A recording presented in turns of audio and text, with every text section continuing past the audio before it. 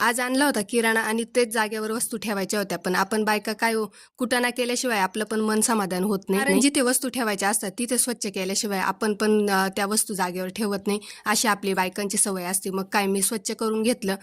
दुसरं काही नाही हो, आपली सवय नडते ती आणि आपल्याला ती सवय असते. त्याच्यामुळे घरातले पण म्हणतात काय करत असते दिवसभर. आता त्यांना काय माहिती आपण काय उद्योग करत असतो घरामध्ये. आणि इतकं काही खराब झालेलं नव्हतं तरी सुद्धा मी ते स्वच्छ करून घेतलं, चांगलं घासून घेतलं. त्याच्यात अर्धा तास घालवला. बेसिंग खालीच मी ह्या वस्तू ठेवते. टाकी आहे माझी, 2 सिलेंडर टाक्या तिथे बसतात आणि ती रिकामी उरलेली जागा ती काही मी वाया जाऊ देत नाही. त्याच्यामुळे ह्या असल्या वस्तू मी तिथे ठेवत असते, कारण दुसरीकडे जागा पण नाही. घर छोटं आहे त्याच्यामुळे इकडे तिकडे ऍडजस्ट करावं लागतं. ही सवयच असते आपली. छोट्या घरात कसं ऍडजस्ट करायचं हे आपल्या बायकांकडून शिकायला पाहिजे, कारण कुठे काय वस्तू ठेवायच्या आपलं डोकं भारी चालतं बरं का त्याच्यामध्ये. तर स्वच्छ केलं होतं, मग हे दरवाजेच का ठेवायचे ते सुद्धा मी क्लीन करून घेतले. तसं तर मागच्या आठवड्यामध्येच हे दरवाजे मी क्लीन करून घेतले होते.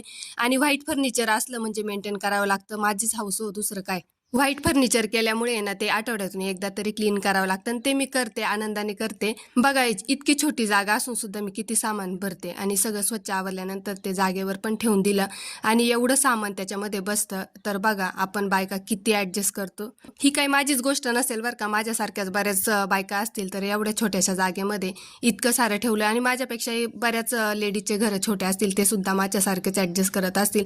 आणि माझे मुलं बाई असे आहे ना, वस्तू वापरून घेता आणि रिकामी जी वस्तू आहे ना मस्त पॅकिंग करून जागेवरच ठेवतात. त्याच्यामुळे राग करावा का हजू करावं काही समजत नाही, कारण की ते वळण माझंच, मी त्यांना सगळं आयतं करण्याची सवय लावलेली. बाकीचा पण किराणा मला भरायचा होता, काय तो पास्ता बिस्ता तो पण भरून घेतला. आणि पोहे मी आहे ना 1 किलो आणायला लावले, कारण की 3-4 किलो आणतात आणि ते 8-15 दिवसामध्ये संपून जातात. पोह्यांचा चिवडा करून खातात आणि भाजीपोळी अजिबात खात नाही. त्याच्यामुळे मी आधीच सांगितलं 1 किलो पोहे आणा.